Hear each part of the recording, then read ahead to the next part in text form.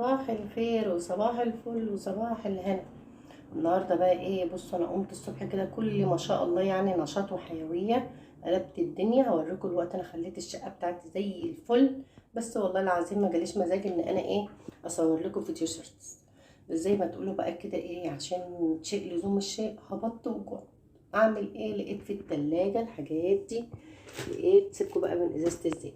لقيت دول 3 بيضات، والله العظيم 3 بيضات، وطماطم فلفل بصل بهارات. هتعملي بيهم ايه يا نونا؟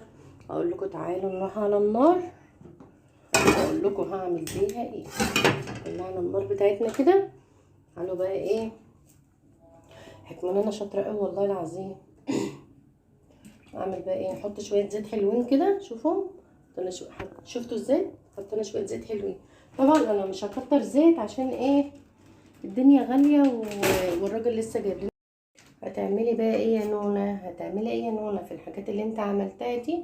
هقول لكم بقى كده ايه. تعالوا بقى كده زي الشاطرين.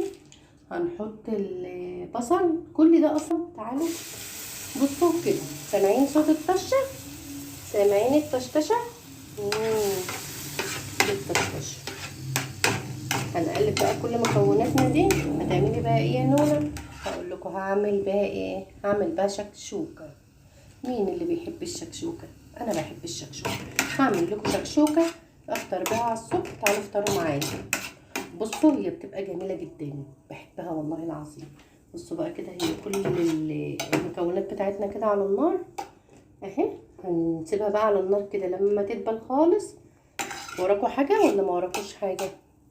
طبعا ما وراكوش حاجه، فاضيين. اعملوا بقى اشتراك واعملوا لايك عشان يوصلكم مني كل جديد. ما هو انتوا ما توقفوا. وكده بقى ده شكل الشكشوكه بتاعتنا. بصي قلبيها بقى كده عشان تبقى ايه، شوف مفرفره ومفلفله ازاي. لازم تبقى مفرفره كده يا اختي. فرفريها فرفريها. ايوه زي ما قلت لكم كده بقى، انا متعلماها ايه من جوزي. ما تقولوش لحد.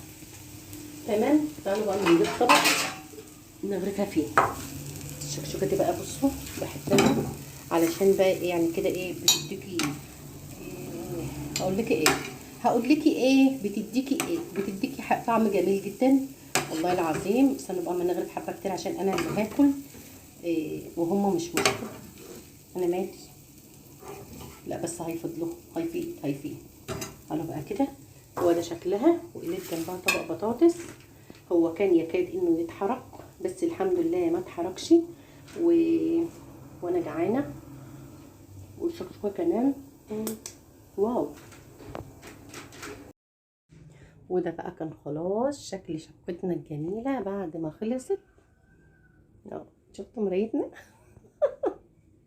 كده خلاص. كمان والله العظيم استنوا، ده انا طلع عيني في الشقه دي والله. شوفوا اصلا وهي ضلمه هدوء هدوء رباني والله العظيم. ده انا يا ناس والله العظيم انا خساره في الشقه دي والله العظيم. انا هقول لكم ايه، بس هقول لكم انا ما بحبش اتكلم عن نفسي كتير. وهنا كمان خلصت الاوضه بتاعت الولاد اللي ما حدش بينام فيها دي. بس يلا خلصتها. ومطبخنا طبعا انتوا شفتوه وانا واقفه فيه. وكده خلاص. هو ده كان الفيديو بتاعنا. واشوفوا وشكم بخير الفيديو الجاي ان شاء الله. اعملوا لايك واعملوا اشتراك عشان يوصلكم مني كل جديد.